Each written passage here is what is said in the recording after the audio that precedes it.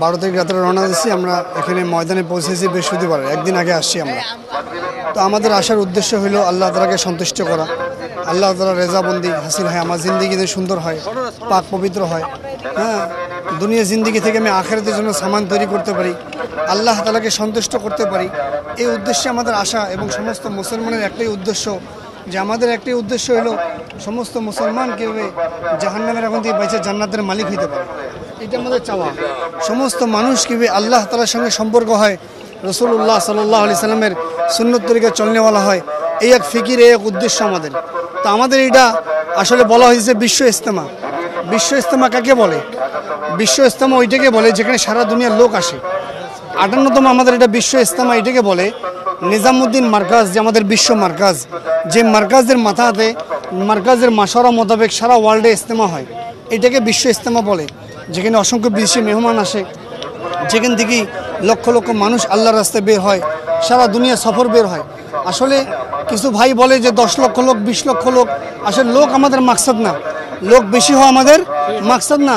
আমাদের মাকসাদ হলো খুরুজ ফি সাবিলিল্লাহ, বেশিতে বেশি লোকজন আল্লাহর রাস্তায় বের হতে পারে, এটা আমাদের মাকসাদ। আজকে তো এখানে বিশ্ব ইজতেমার যেই শেষ পর্ব এখানে আখিরি মোনাজাত অনুষ্ঠিত হলো, সেখানে মহান সৃষ্টিকর্তার কাছে আপনাদের চাওয়া কি ছিল?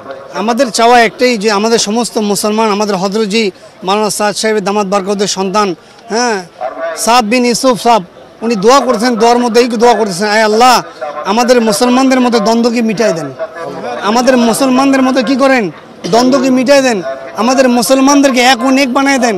এবং উনি আরও দোয়া করতেছেন, আল্লাহ আমাদের মাদ্রাসাগুলোকে আপনি হেফাজত করেন, আমাদের ওলামায়ে কেরামকে আল্লাহ আপনি হেফাজত করেন, আল্লাহ সমস্ত মুসলমানের দ্বন্দ্বকে মিটাই দেন, এবং আমাদের ইজতেমা মহব্বতের সাথে সারা জীবন করতে পারি, এই দোয়া উনি আল্লাহ পাকের কাছে করছে।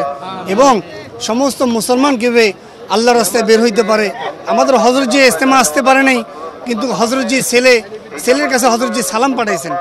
আমি নিয়ত ওইভাবে তাবলিগের সাথে জড়িত না, বাট আলেমদেরকে ভালোবাসি, মুসলিম উম্মার ঐক্য চাই, যেভাবে সুন্নতের উপর পাবন্দি করতে পায় পুরো বিশ্ব, সেই মতবাদকে ভালোবাসি।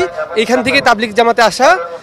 তো ইনশাল্লাহ আল্লাহ তাআলা সবাইকে সুন্নাহ, কুরআন ও সুন্নাহর উপর করুক। এবং আমাদের আলেমদের মধ্যে যে দ্বন্দ্ব, সেই দ্বন্দ্ব কোনো তৃতীয় পক্ষ তারা হচ্ছে, যেমন ইহুদি নাসারা, এরা চক্রান্ত, তা বাদেও মুসলমান নামে যারা মুনাফিক, তারা এই দ্বন্দ্বকে আরও উস্কে দিচ্ছে। এতে লাভবান হচ্ছে তৃতীয় পক্ষ, এবং দিনের যে ক্ষতি হচ্ছে সেটা এখন আমাদের আলেমরা আজকে না হইলেও ভবিষ্যতে বুঝতে পারবে যে তারা কি ভুলটা করতেছে এই মুসলমানদের মধ্যে দ্বন্দ্ব থাকার কারণে। আল্লাহ তাআলা বলতেছেন যে আল্লাহ রজ্জু কুরআন ও সুন্নাহকে আঁকড়ে ধরতে। তো আমরা মুসলমান, আল্লাহ তাআলা আহলে কিতাবদেরকে বলছেন যে তোমরা এক হও। তো আমাদের যে আলেমদের মধ্যে এবং আমাদের যে এখানে দুইটা পক্ষ, আমরা পক্ষ হয়ে গেছি, মুসলমান হওয়ার পরেও পক্ষ হয়ে গেছি। তো আল্লাহ তাআলা এই পক্ষটাকে মিলাই দিক, আমরা মনে প্রাণে থেকে চাই। এবং আমাদের আলেমদেরকে আরও আল্লাহ তাআলা বোঝার তৌফিক দান করুক, এবং এটা আমাদের মধ্যে ছড়িয়ে পড়ুক।